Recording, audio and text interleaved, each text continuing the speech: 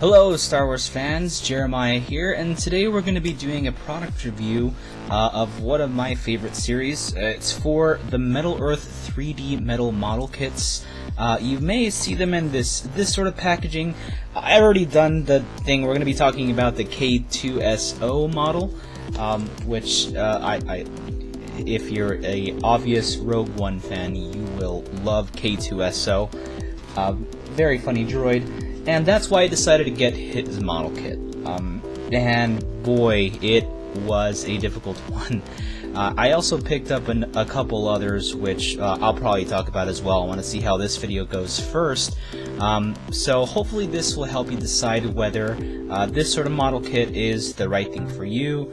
I like doing things, I have a call center job, so I like doing things with my hands in between calls or during a call, something that'll help pass the time. Otherwise, I'm just like very fidgety all the time. So this was a really cool project to work on, both at home and at work. And so yeah, we're going to be talking about the ups and downs about it. So this was the hardest metal model kit I had the pleasure of working on. There's a 26% chance of failure. Previously, I've done the Millennium Falcon metal model kit, which was actually okay. I was able to complete it with only my hands. Usually you have to use needlepoint pliers. A couple sets. You want to do needlepoint as well as a little bit more of a classical plier. Tweezers are good too. This kit is impossible without some sort of pliers. Well, now there's a 35% chance of failure. I don't want to know. Thank you. I understand. I'm telling you that right now, you will destroy this thing if you just try to use it with your hands. Another thing that's really misleading about these model kits is that it says, well, actually, no, this one's pretty accurate. Ages 14 and up. You can barely see it there, but if you try to give it to anybody younger, and honestly, even for a 14-year-old, this is going to be very difficult. So all you moms watching out there trying to figure out what you want to get your kid for a birthday present or even a Christmas present, you may want to wait until they're at least 16. The project is very dexterous. And hey, if your kid is able to do it, fine. I'm just throwing it out there.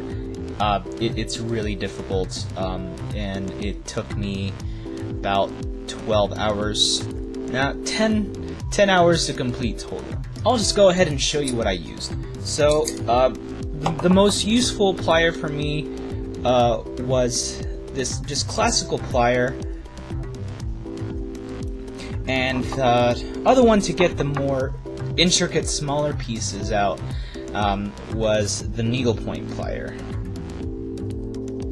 And just for holding things in place, because I have stubby thumbs, I had tweezers as well. Any good old tweezers will do.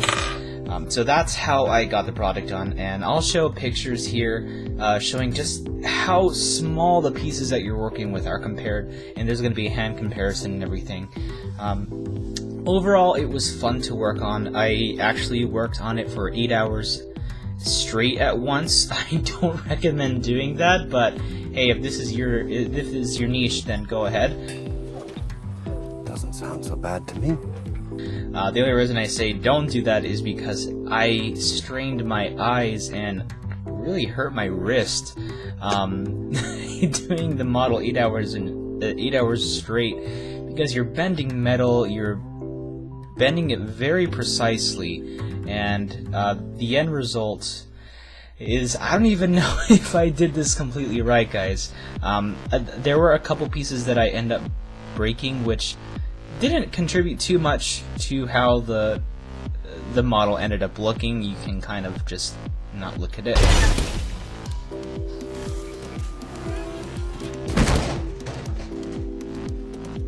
Did you know that wasn't me?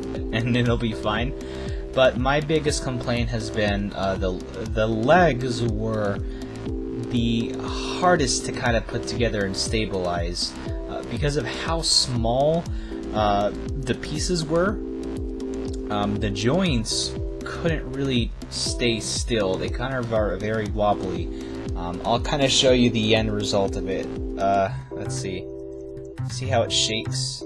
The legs shake a lot. I mean, the arms shake too, but they're not the ones that need the balance. Here he is, guys. Good old K-2SO. All complete, and he's even got a little stand.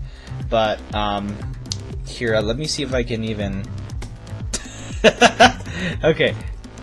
Yeah, see, he doesn't stand up by himself. Goodbye.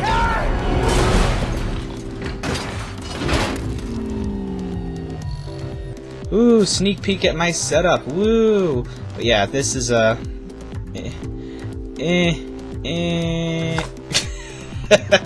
So yeah, that's what I had to deal with. He doesn't really stand up on his own. Whether that's user error or just speaks to how difficult it was to put together, I'll leave that to you guys to decide. You may end up doing a better job than I did.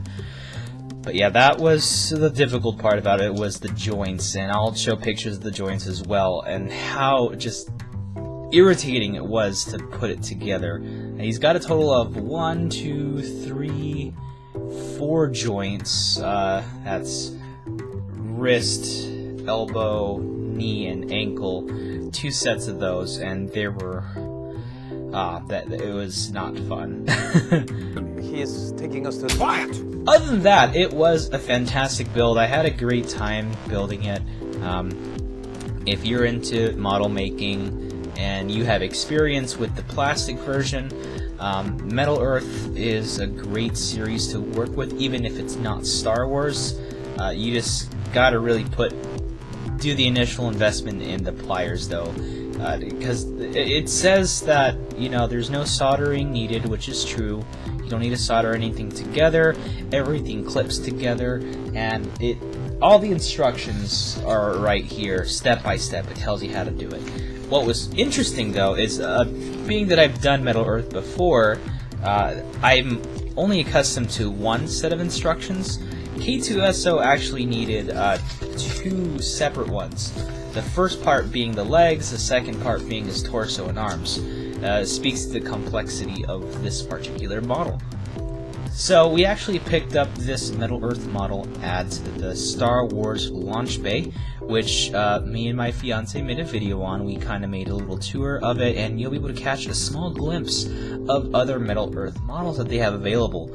I also picked up the TIE Striker, which I completely messed up. I'm going to have to solder some joints together, as well as take apart some pieces because I put them on backwards. I also picked up the Star Tours simulator for my friend, who has already told me that it's a lot harder than he anticipated. And I told him, hey, you probably won't need pliers. No, he's gonna need pliers, and he said he's gonna be soldering stuff together. So that is a big disclaimer for these things. You need pliers. Don't listen to the manual saying, or don't listen to anybody who has done it in the past saying, like me, saying that you don't need pliers. You need the pliers. I got through the Millennium Falcon build with cut up hands and grazed fingernails, so you don't want to go through that. Anyways, that is all for the overall review of the products. I'll give it 4 out of 5 stars. It was really fun to work with. I think you learn as you go, because of a lot of different parts are very repeated, so the more that you build it, the more you understand, okay, so this is how things are supposed to go together, and maybe I should have done it this way the first time. That would have made it a little bit less rickety. So it's an interesting learning process, and I'm someone, again, who likes to work with hands. So if you like to work with your hands, if you work at a call center, or just like building things in general, this is a really great model to have, and you'll probably do a better job than I did in putting it together and having it stand up on its own. Anyway, that's all for now, Star Wars fans. Thanks for watching, and may the Force be with you. Thanks for tuning in today. If you liked this video, please give it a big thumbs up. If you're a Star Wars fan, you definitely want to make sure you subscribe. Take the time to visit our Patreon account in the description below to help support the channel and all future products we have in store. Follow us on Facebook, Twitter, and Instagram to keep up with my day-to-day vices. That's all for today, Star Wars fans. May the Force be with you.